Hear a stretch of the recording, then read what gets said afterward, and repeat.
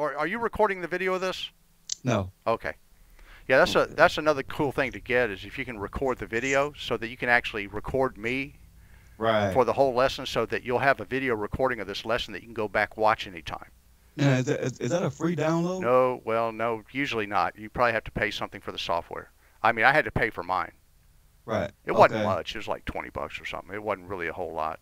It But depends on you. how many features you get. I mean, you get the real fancy stuff and it gets expensive. But, Oh, okay. you know, if you All right. just get like something called Pamela, um, remember the setup sheet I sent you? Yeah. It has a listing of that Pamela Okay. of how you get it. But if you just Google, you know, recording Skype on PC, Okay. you know, recording video for Skype on PC, you'll have a list of stuff that comes up and you can pick from and see what, you know, you like.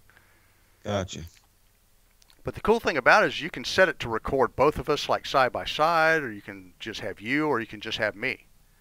Of course, you Gotcha. wouldn't want to see, you know, you'd want to see the one of me, so because it'd be just like what you're seeing now, you'd have a video of that, Right. right? So that you could go over procedures on exactly how to work on stuff. And I've had students who do this with me say that that's one of the best features of it because they don't have to worry about remembering stuff, you know, that they can just go back and watch it again. Right. You can create like a little video library of these lessons. Gotcha. So it's definitely worth doing. Okay. But, okay. Um, all right, did I also give you triads and walking bass? I think I did. Yes. Okay. That's the next thing I'd like to talk about because triads, you know, are the most basic chord that you can have. Right? It's a 1-3-5 of the scale. And if I take that 1-3-5 and play it together, it's a chord. If I do it separately, it's called an arpeggio. But you have to have 3 notes for a chord, 3 different notes to actually theoretically earning the name chord, right? I mean, there's such things as people call power chords and stuff like that, which actually has found its way into harmony and theory books now, you know, because of, you know, it's become a part of music. But as far as traditional harmony goes, you need at least 3 different notes for a chord. The most important of these are the triads. These are the ones that outline the basic chord sound. And there are 4 different kinds of triads. There's major from the major scale, 1-3-5, minor, 1-flat-3-5, diminished, 1-flat-3-flat-5, and augmented, 1-3-sharp-5. Those are the 4 main chord types that you'll have. All right? Mm-hmm. Now, these triad notes are important to us as bass players because the note job of a bass line is to outline the chord sound. The bass line also has a rhythm and groove job, and all 3 of these things work together, but the note job is to outline the chord sound using one note at a time. And the triads are going to be the main players in this. In fact, a bass line cannot be a bass line and not be triadic. I mean, even if it just includes the root note. I mean, if I'm going, that still counts, right? Because I'm doing the 1. Or if I'm going 1 and 5, 1, 5, 5. Right? Or 1-3-5.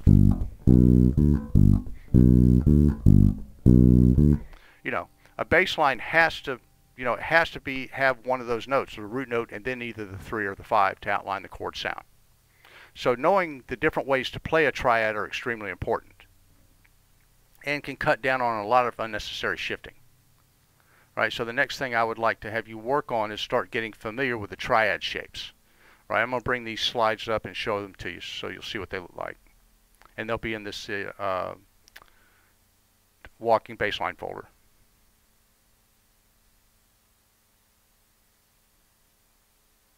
And I'm going to do a screen sharing thing so it'll come up and you'll be able to see it.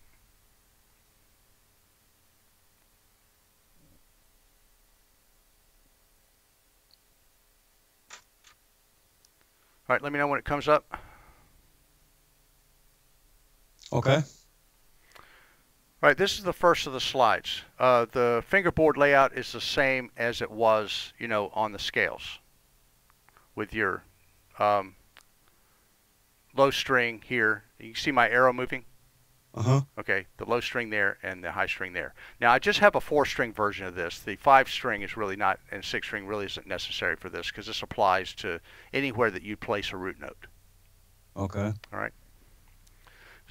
So the first thing that you want to get acquainted with is this written material up top here, because this is how you're going to catalog this information so that you'll be able to file it away, mentally, and be able to access it later.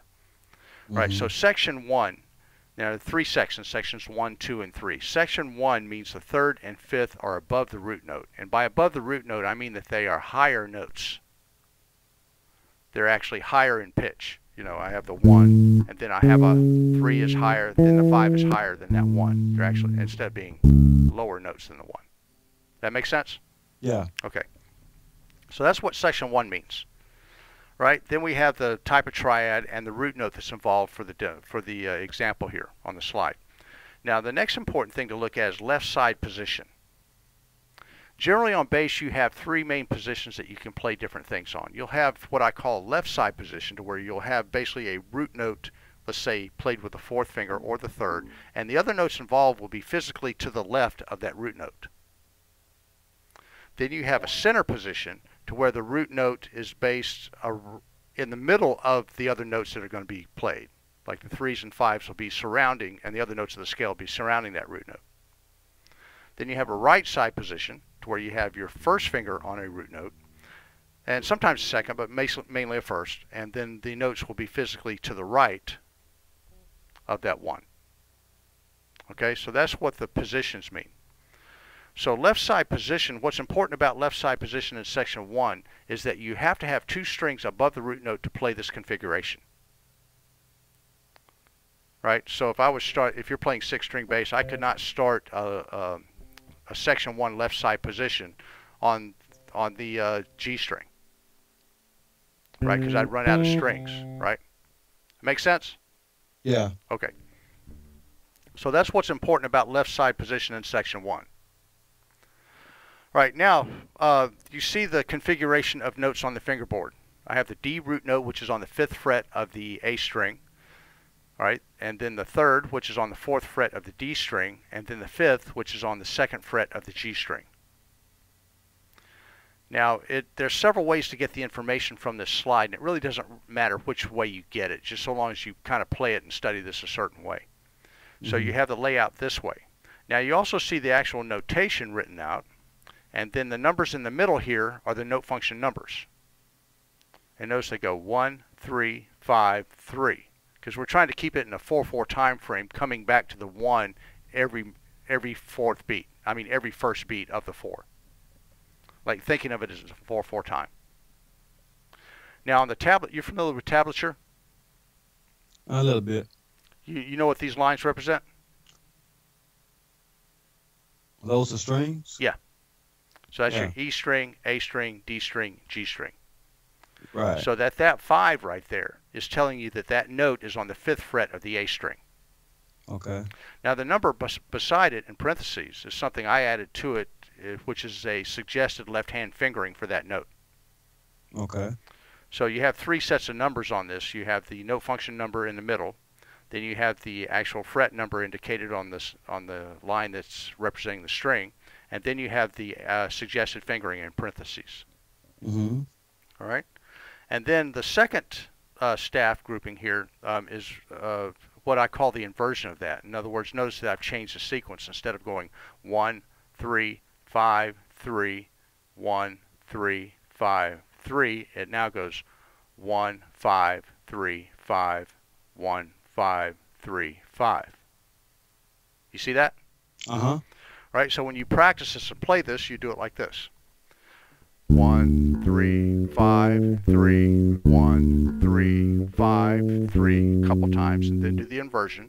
1, 5, 3, 5, 1, 5, 3, 5, 1. Any questions on what I did or how I got it from the slide? Nope. Okay. Then we go to the next slide, slide 2.